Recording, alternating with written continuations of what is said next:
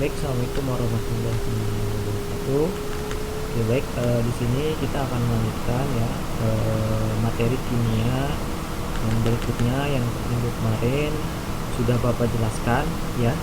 Oke, baik, di sini nanti yang akan kita lanjutkan, kemarin kita sudah bahas tentang persamaan termokimia ya. Oke. Nah, di sini nanti yang akan Bapak jelaskan ya.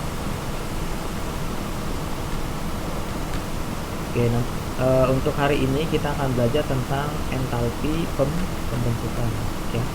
Oke, nanti di entalpi pembentukan ini yang pertama dari entalpi pembentukan itu merupakan jenis-jenis entalpi molar ya.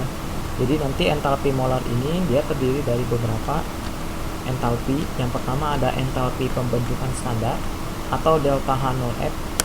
F ini adalah entalpi pembentukan atau bahasa Inggrisnya adalah formation, di mana entalpi pembentukan standar ini itu adalah jika pengukuran dilakukan pada keadaan standar dalam suhu 298 Kelvin dengan tekanan 1 atmosfer ya.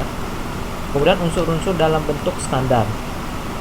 Perubahan entalpi disebut entalpi pembentukan standar. Nah, dinyatakan dalam kilojoule per mol. Dua hal yang perlu diperhatikan berkaitan dengan entalpi pembentukan ini, yaitu pertama adalah zat yang dibentuk itu hanya 1 mol ya, dan dibentuk dari unsurnya dalam bentuk standar. Nah, di sini yang perlu kita garis bawahi adalah zat yang dibentuk adalah 1 mol. Ya, masih ingat konsepnya adalah dalam stoikiometri. Jadi koefisien itu kan berbanding lurus dengan mol ya. Ya. Nah, di sini dibentuk dari unsurnya ya. Jadi bukan dari senyawa. Ingat di sini kata kuncinya adalah dibentuk dari unsurnya. Nah, di sini contoh misalkan ya. Rumus kimia zatnya adalah H2O2. Nah, di sini konsepnya adalah H2O2 ini terbentuk dari siapa? Ada unsur H2 atau hidrogen dan oksigen. Nah, di sini delta H-nya adalah minus 285,85 kJ ya. Nah, di sini ingat konsepnya adalah pembentukannya itu berasal dari unsur-unsurnya. Di sini ada unsur pembentukan senyawa dari H2O, di sini ada unsur H2. Kalau di alam itu kan kalau hidrogen pasti dia membentuk H2. Oksigen pasti O2, bukan O saja ya gitu ya. Kemudian H2O.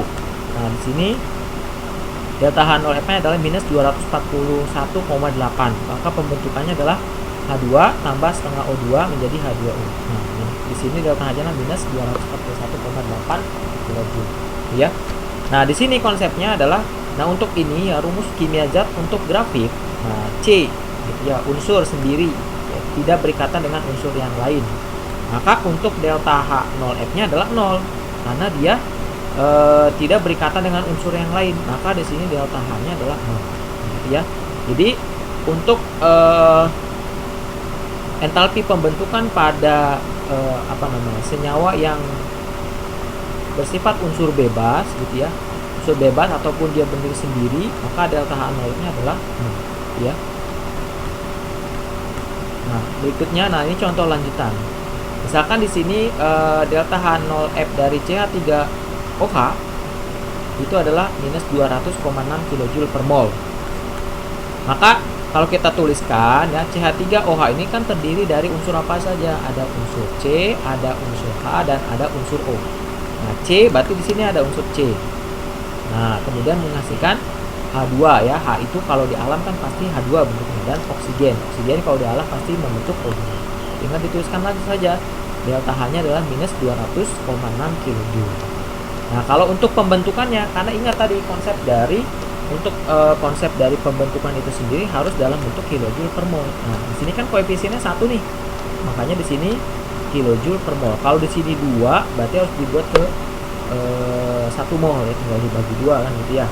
Kan di sini sudah 1 mol ya menghasilkannya senyawanya, berarti sudah kilojoule per mol ya. Begitu pun juga yang lain yang begini ya. Untuk FeOH 3 kali. Nah, di sini kan terbentuk dari apa? Dari unsur Fe dan O2 dan H ya. Oke.